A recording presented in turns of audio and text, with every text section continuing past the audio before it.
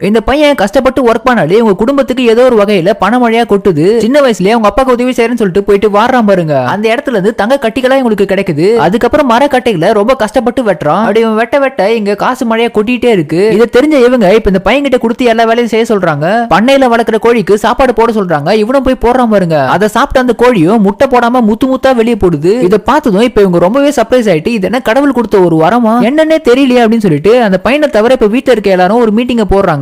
அப்பா என்ன சொல்றாருன்னா அவன் எவ்வளவு கஷ்டப்பட்டு உழைக்கிறானோ அதுக்கேற்ற மாதிரி நம்ம ஃபேமிலி முன்னேறிட்டே இருக்கு. ஒன்ஸ் நம்ம ரிச் ஆயிட்டோம் அப்படின்னு சொல்லிட்டு அவனுக்கு தெரிஞ்சிச்சுன்னா அவன் உழைப்ப போட மாட்டான். சோ அவனுக்கு தெரியாம பாத்துக்கணும்ன்றாரு. இப்படியே அவன் 18 வருஷமா குடும்பம் முன்னேறணும்னு சொல்லிட்டு ரொம்பவே கஷ்டப்பட்டு உழைச்சிட்டு இருக்கான். இப்படி அவன் உழைச்சதுக்கு பலனா இவங்க குடும்பம் ஒரு பிரைவேட் கம்பெனி வச்சு நடத்துற அளவுக்கே பெரிய ஆளா வந்துட்டாங்க. இருந்தாலுமே இவங்க இன்னுமே ரொம்ப கஷ்டப்படுற மாதிரி இவங்க கிட்ட மட்டும் காமிச்சிக்கிறாங்க. இங்க இவன் வேலை செஞ்சாலே நம்ம குடும்பம் இப்படி டெவலப் ஆகுது அப்படின்னா அமெரிக்கா அண்டார்டிகாலாம் போனா எப்படி இருக்கும் அப்படின்னு சொல்லி முதல்ல பக்கத்துல இருக்க ஊருக்கு இவனை பார்சல் பண்ணி அனுப்பி வைக்கிறாங்க. சொந்த ஊரை விட்டு போறது இவனுக்கு சுத்தமா பிடிக்கவே இல்லை. இருந்தாலும் அங்க போயிட்டு கிடைக்கிற வேலையெல்லாம் செஞ்சுட்டு இருக்கான். அவன் அங்க போய் வேலை பார்த்தா முதல் நாளே உங்களுக்கு ஸ்டாக்கிங் 20% அதிகமாயிடுது. இப்பதான் பாட்டி வந்து குழந்தை அங்க போய் என்னெல்லாம் கஷ்டப்படுறோம் பேசாம அவனை வீட்டுக்கே கூட்டு வந்துடலாமா அப்படின்றாங்க. அப்பா வந்துட்டு உழைச்சாதான் ஊர்ல 4 பேர் மதிப்பாங்க. இப்ப அவங்கலாம் போகாம வேற எப்ப அங்க போய் உழைக்க போறோம் இங்கே இருக்கட்டும் சொல்லிடுறாரு. இங்க இப்போ லக்ஸரியஸான ஹோட்டல்ல வேலை பார்த்துட்டு இருக்கான். அப்ப இந்த ஹோட்டலோட ஓனர் பொண்ணுக்கு மாப்பிள்ளை பார்த்துட்டு இருக்காங்க. ஆனா வர மாப்பிள்ளைங்க யாரையுமே இந்த பொண்ணுக்கு சுத்தமா பிடிக்கவே இல்ல. இவன் அந்த பக்கமா ஒரு பிளாஸ்டிக் பொட்டியை தூக்கிட்டு போயிட்டு இருக்கும்போது அவன் தான் என் பாய் ஃப்ரெண்டு, நாங்க 2 பேரும் ரொம்ப வருஷமா லவ் பண்ணிட்டு இருக்கோம்னு சொல்லிட்டு அப்பா அம்மா முன்னாடி சொல்லிடுறா. இப்ப இவங்க 2 பேரும் அப்படியே வெளியே கூட்டு வந்து என் பொண்ணு கொண்டு ரொம்ப பிடிச்சு போச்சுப்பா, இருந்தாலும் எங்களுக்கு ஒண்ணு பிடிக்கணும்ல அப்படின்னு சொல்லிட்டு ஒரு 2 மாசம் டைம் கட்டி இவனை என்னெல்லாம் பண்ண சொல்றாங்கன்னா தரையை துடைக்கிறதுல இருந்து பாத்திரம் கழுவுற வரைக்கும் எல்லாமே இவனே பண்ண சொல்றாங்க.